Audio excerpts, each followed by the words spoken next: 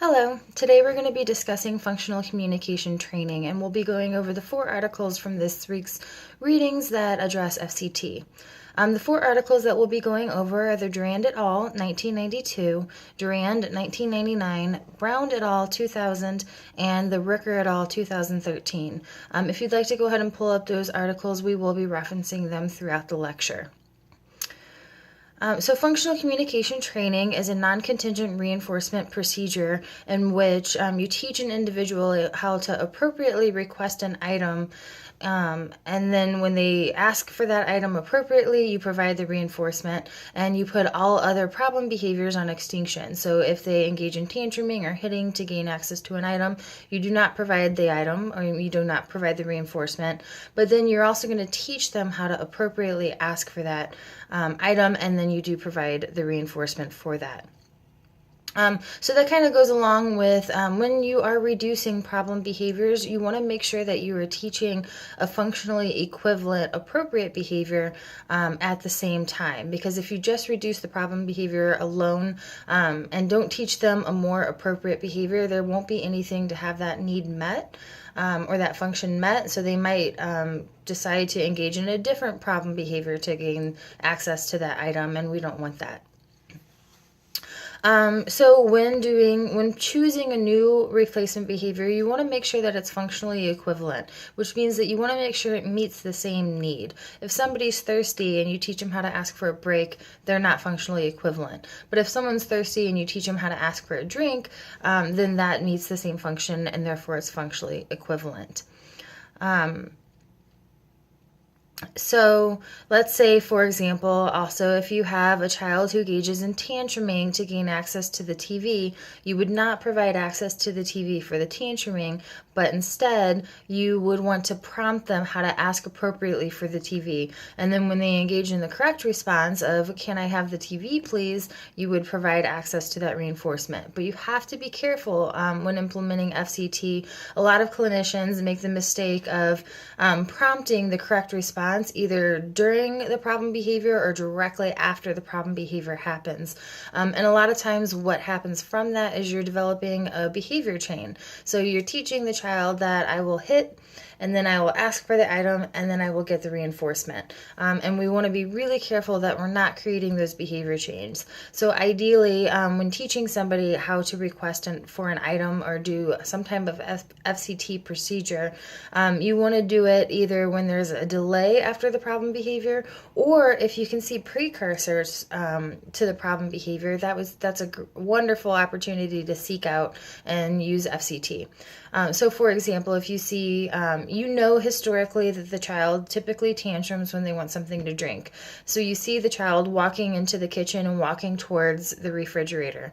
Right before they get to the fridge and start to tantrum, that's your opportunity to teach them the appropriate request for the item.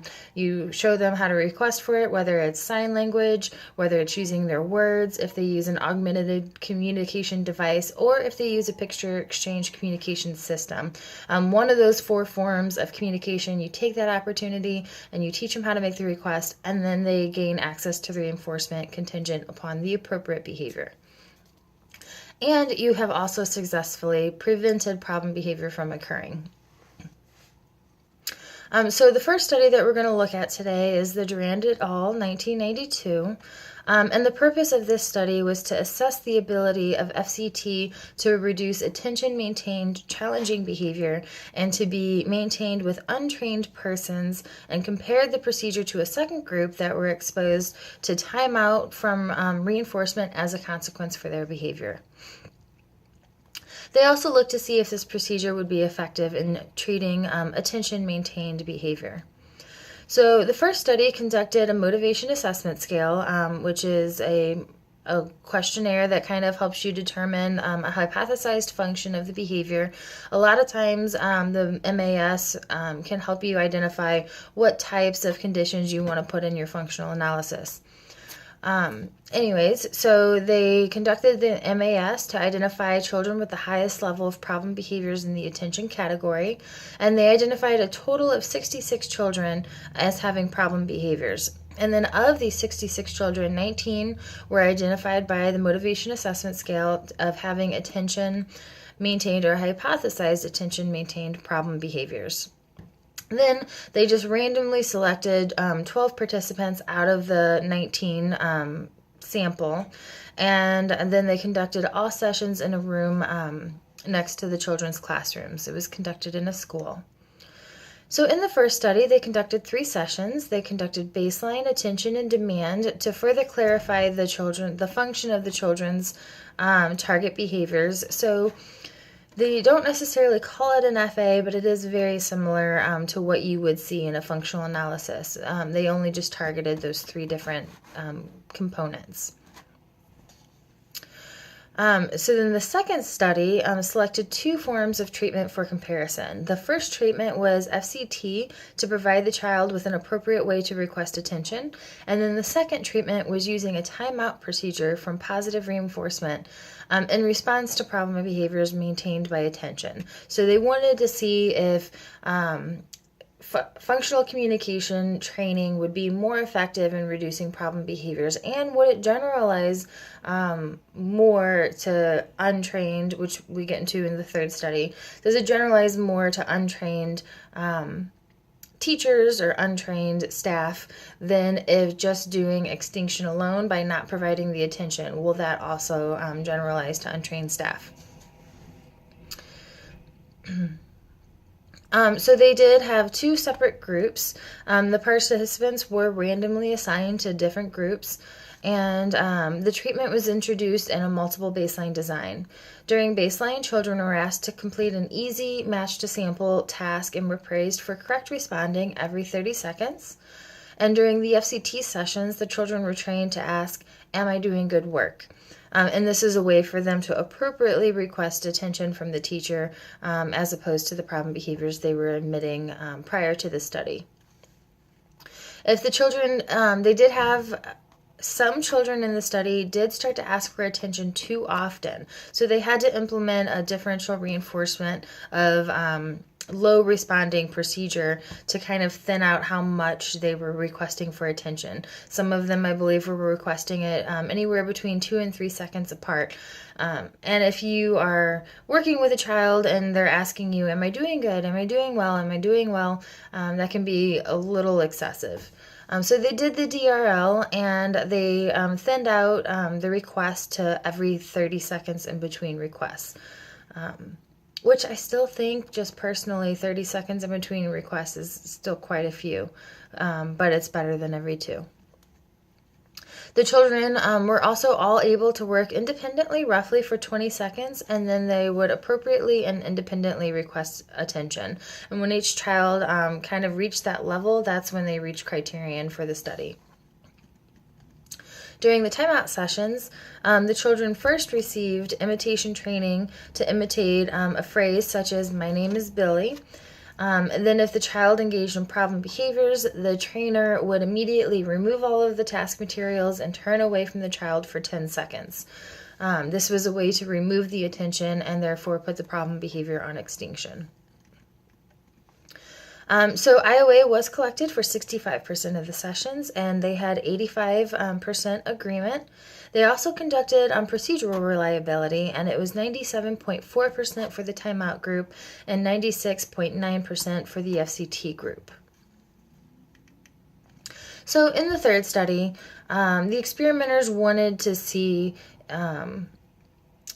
whether the response suppression is evident with both the timeout and the FCT would be maintained with trainers who were naive to the children's intervention history. So in study 2, both of the procedures were effective in decreasing problem behavior, but typically it was with one person who knew the intervention, knew the children, they were familiar with the researcher, so they wanted to see if it were generalized to untrained researchers. And reason being is that typically in settings where we're working with individuals with intellectual disabilities, there's a lot of turnover. There's turnover with teachers, there's turnover with staff, and a lot of times procedures, the fidelity of a procedure is not necessarily maintained with high levels of turnover because you're constantly having to retrain new people, and it's kind of this never-ending roller coaster. So they were developing a procedure and trying to find out what procedure actually could withstand all of this possible turnover. So what they did is they took 2 students, and they had and the reason that they did not choose the teachers to implement this procedure is because the teachers already knew a few components of the study, and they wanted a completely unbiased person working with these children. So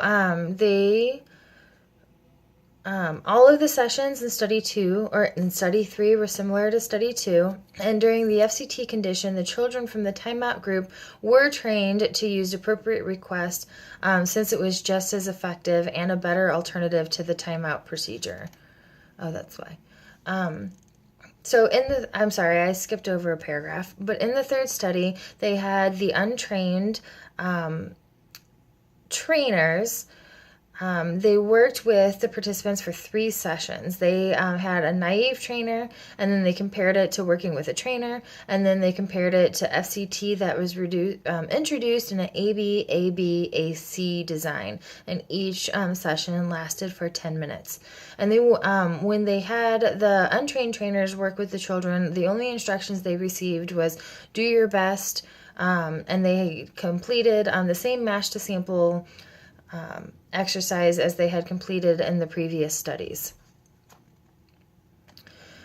So what they did find out is overall, children who had been treated with a timeout procedure while working with a naive trainer did revert to baseline with the naive trainer, suggesting that when you switch trainers or you switch instructors and they don't have the proper training, the problem behavior will come back. But what was nice is the children who had been trained to use functional communication did maintain that appropriate communication with the naive trainer. So this suggests that functional communication training is going to be more effectively generalized to other people, other settings, and other environments. So then that leads us on to the second article, Duran, 1999. He did functional communication training using assistive devices, recruiting natural communities for reinforcement. So this study assessed whether the use of communication systems facilitates recognition of the students' communicative requests by untrained community members. Before intervention, all of the teachers and participants all of the teachers and guardians or parents participated in a 3-day workshop where they learned some basics about behavior and how to implement FCT.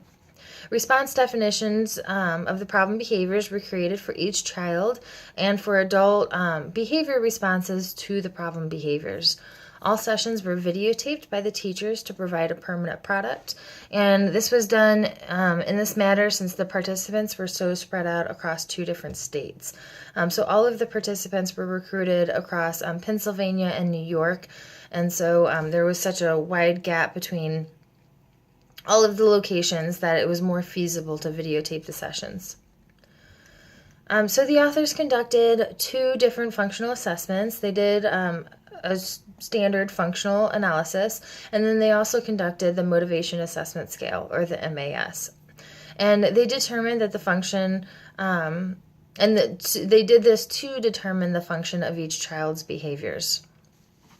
In Study 2, the researchers implemented a classroom intervention, and the researchers used the results of the functional assessments to determine which type of communicative responses they were going to teach each child. So, for example, if the child demonstrated that their problem behavior was maintained by attention during the FA, then they were taught how to appropriately request attention in the second study. Prior to the implementation of the procedure, the parents met with the researchers to choose a device. They were offered, the idea was that the device was supposed to be individualized to the participant, and they all chose the intro talker. And the reason that they chose the intro talker is because it was the easiest one to push, and some of the participants had fine motor deficits, and so it was better to have the intro talk. In baseline, the teachers videotaped each student during instructional sessions that were modified to resemble the FA session that resulted in the most problem behavior for each student. So if the student had the most problem behavior during the attention condition, then baseline conditions were set up to model that attention condition.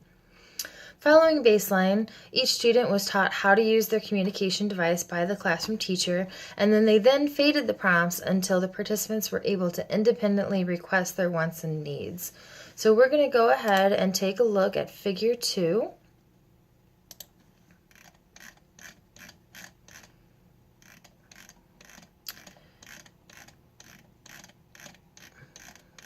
And you can see here in Figure 2, as I scroll down, on the x-axis are the sessions, and on the y-axis are percent of intervals. And you can see during baseline, all of the participants engaged in higher levels of problem behavior. And then when the FCT procedure was implemented, you can see that the independence of using the FCT procedure increased with the communication device, and all of the problem behaviors for all of the participants decreased to near zero levels. This is suggesting that the functional communication training was effective in increasing appropriate behaviors and was also effective in decreasing the inappropriate behaviors. So they were able to demonstrate that the FCT was effective in a classroom setting with a teacher. But what happens if you go into a different setting and you're working with naive people in the community? Oftentimes, individuals will learn how to use their augmentative devices in the classroom, but they don't necessarily take it home or take it into the community, and therefore it's not really functional if it doesn't generalize. So in the third study, the researchers instructed the teachers to take the participants into the community and place them in situations where they would need to use their communication device. And the teachers chose these situations based on typically what would be the function of the problem behavior. So for example, if someone engaged in problem behaviors for access to tangibles, they might take them out to, let's just say, Subway, and they would teach them how to use their communication device to request a soda at Subway.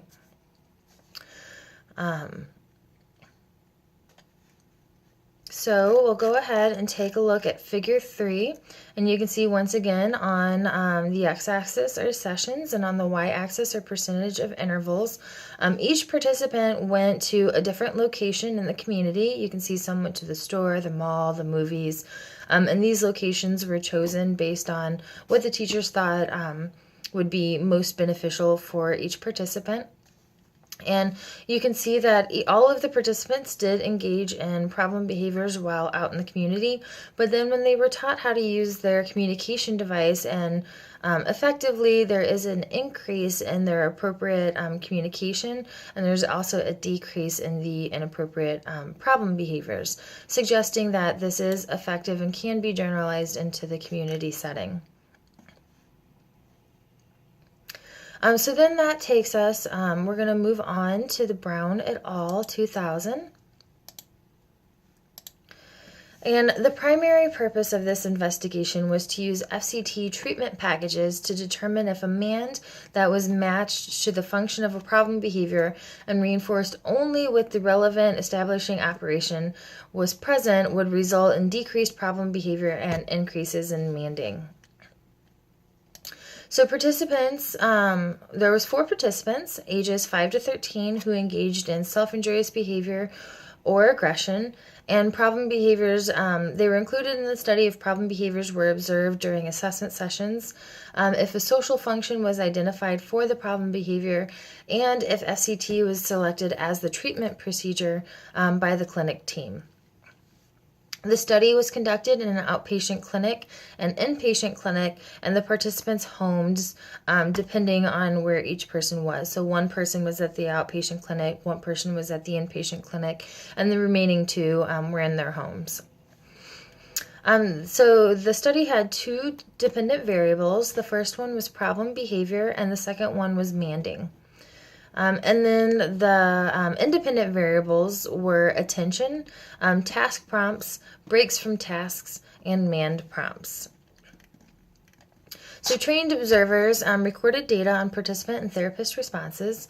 Occurrence of these behaviors was recorded concurrently using a 6-second partial interval recording system during 5 to 10 minute sessions. The researchers also collected IOA for 70% of the sessions, and the average IOA for all participants was 81%.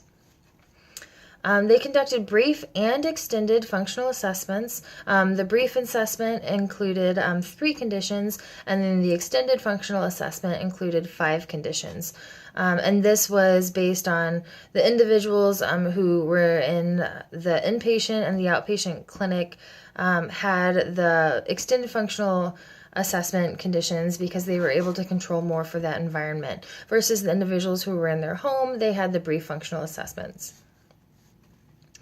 After the FAs, they conducted FCT in a multi-element design across 3 conditions. The first condition was the EO present context, so establishing operation present context, EO absent context, and a control context.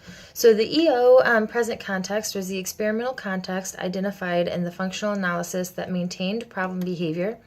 And then the EO absent context for each participant was the experimental context and the functional analysis in which 0 to low rates of problem behavior were observed.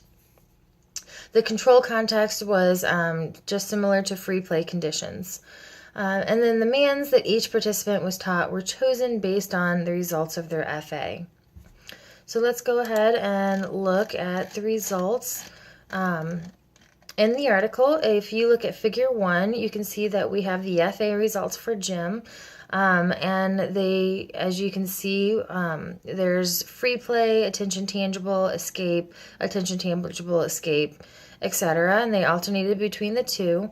And it looks like his problem behavior was primarily maintained by the attention tangible condition. So then if you scroll down to figure 2, you can see on the x-axis there's sessions, and on the y-axis is the percentage of intervals for manding. The closed circles are manding for more, and the open circles are manding for done.